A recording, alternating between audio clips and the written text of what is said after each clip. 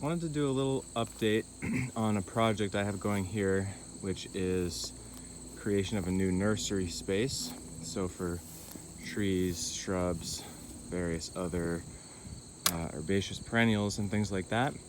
So this field was, well, the foundation used to be a greenhouse before I bought the property, and we have used it for about 5 years with annuals, and I've variously had perennials growing in here and then annuals, and kind of back and forth, and I've decided to really give it a makeover and do permanent raised beds. So the first thing I did was to plow it. So I really loosened it up because I was going to do a major bed shaping, which will hopefully be the last one for a really long time. And then I went on all the sides and dug down about 8 inches. So the previous soil line was right about there-ish at the shadow. And that material I took out from under the pathways and flipped over to the beds, which are now quite high. So now you can see digging the trenches in between the beds, and from the bottom of the bed to the top, once I knock them down a little bit, it's probably going to be really close to 2 feet of incredibly loose, friable, silty loam. So this is going to be about the best start that I could give for the trees that are going to go in here. So the next step is going to be to finish doing that. The beds are 4 feet on center, and then I'm going to have a middle one that's 5 feet wide, and then 2 more that are 4 feet. And then all this, I'm basically digging down with the shovel until I hit subsoil. So that's how much topsoil is in here. And then the subsoil, these walkway channels are going to get filled up to about the shoulder of the beds here with wood chips. So this will be, a 9x9 channel or so filled with wood chips that'll be breaking down. They're going to be outside getting lots of rain.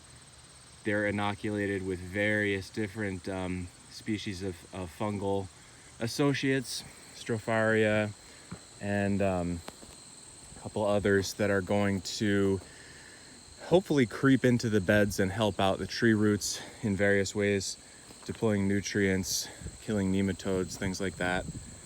And so the plan will be, I'll finish all the bed shaping here, which is taking a while. This is 2 days of straight digging. I basically dug for 8 hours yesterday, and I'm still digging today.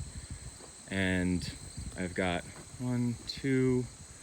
really only 2 more channels to dig out until I've got the main beds shaped. And then it's time to start hauling lots of wood chips to fill these channels.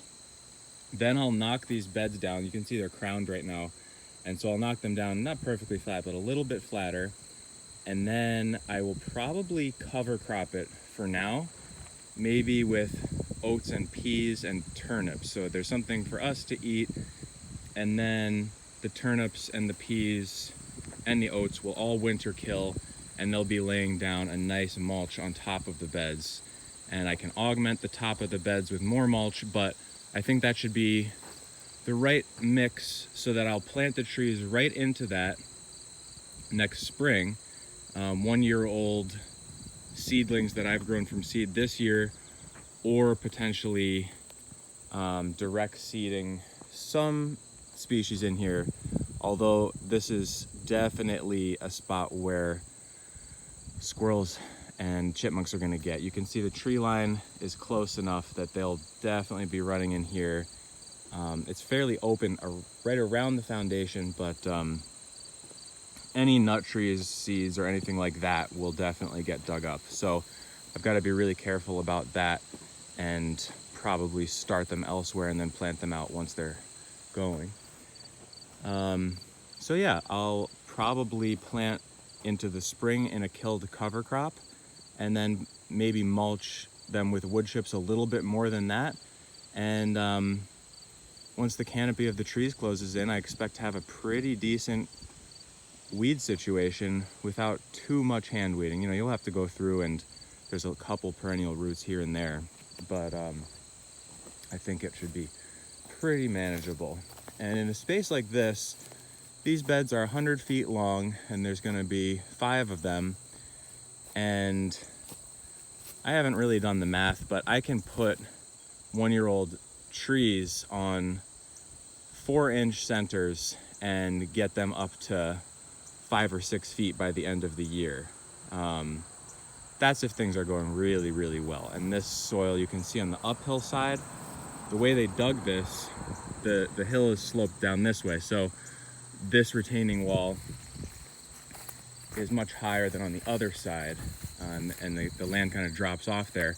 So they were closer to the subsoil on the uphill side, and you can see that that's much lighter in color. And lightness is the easiest indicator that's always available for poor quality organic matter. If it's darker, it has more organic matter. That's the kind of basic guiding principle there. There's a lot more to be said about that in terms of feel and texture and all that, but generally very light soils are low in organic matter, and you can see that that is more or less just exposed subsoil. So the trees on this side might not grow as well. I'll probably have to give that some extra infusion of organic matter, whereas the ones over here, it's just a nice, pretty crumbly, silty loam. And I can expect some different growth in different parts of the field, but overall I think these will produce some really nice trees in 1 year. And so I'll give you another update after I finish bringing some of the wood chips down and cover cropping, and then hopefully by the fall it'll be pretty nicely filled in with the cover crop, and then we can do an update on the spring planting. Thanks for watching. Bye.